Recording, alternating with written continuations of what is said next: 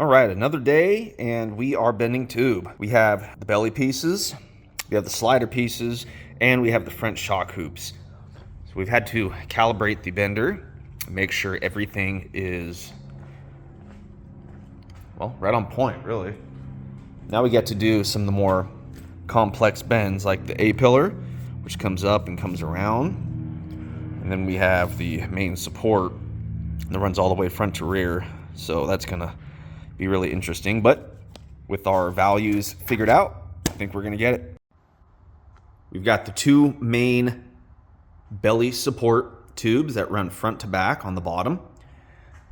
Just check out that money right there. Hell yeah.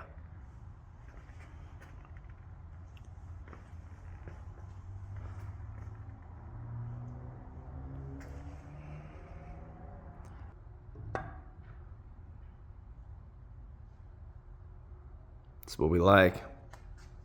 All right, after about a day and a half's worth of work, all of the 188 wall tubes are cut, as well as the straight pieces and some of the 120 wall DOM. So we just have to cut, let's see, what do we got here? We have 1, 2, 3, 4, 5 tubes left, and that's everything the buggy's gonna need. So I'd say another day, and we're gonna start piecing this whole thing together. Now I'm gonna need a number of small parts with the 1 3/4 120 wall DOM tube. And it would be a shame to just scrap this. So I'm gonna hack it up and use it for the small pieces. Except this tube right here. This one's got a bit of a tweak to it, and I don't wanna compromise the integrity of the next build. So we'll be using everything except that. Plus, look how much more room I'll be able to work with. All right, so I decided I just wanted to work, and I jumped ahead and I started fabbing the chassis. Now, I've got 1, 2, 3, 4, 5 pieces done. This is the main rail, the bottom rail of the chassis. These are the sliders. Now I needed to order an 1 3/8, and I went with a 1/2 wall tube. And I wanted that for slugging, splicing, internal sleeving the 1 3/4 188 wall tubes. Sanded everywhere I'm going to weld. So I told you I spliced this tube. Let me show you how I did that. This belt sander on an angle grinder setup conforms around a tube like that. So when you're sanding, it gets more than one single point of sanding along the tube.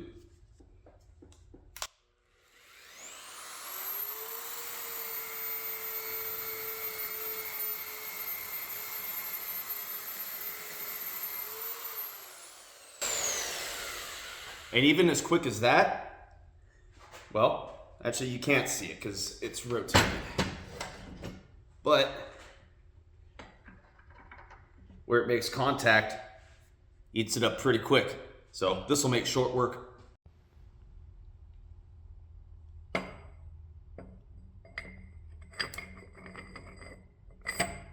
And that is what you want. Now we're working on the belly underneath. This piece is going to go under the main rail, and I'm going to save the life of my hole saw by cutting some of that off. In order to achieve that, it's pretty cool. I went to this website, which I'll mention here shortly, but you can print these and just tape them up,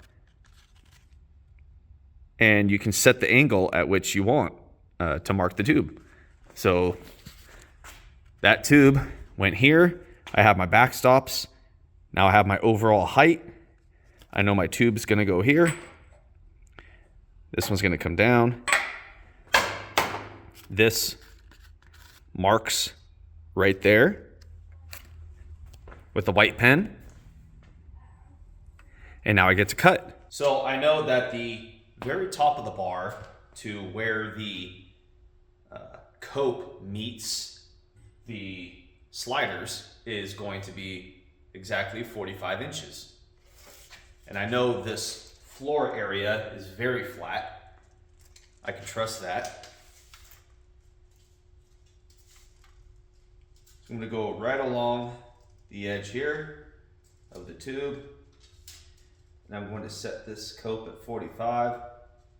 That's the lowest cut point. Good.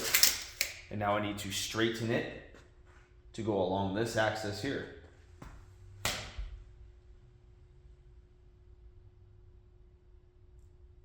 You know, I just kind of threw this on here and didn't actually measure it, but it's perfect. Let's trace it out. Where's my damn marker?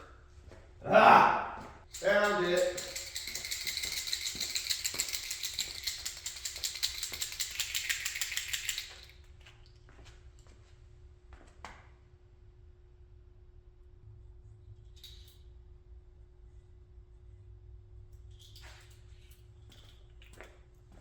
A little mock-up, little preview. Man, if seeing something like this to come together does not excite you, man, I don't know what will. Sick.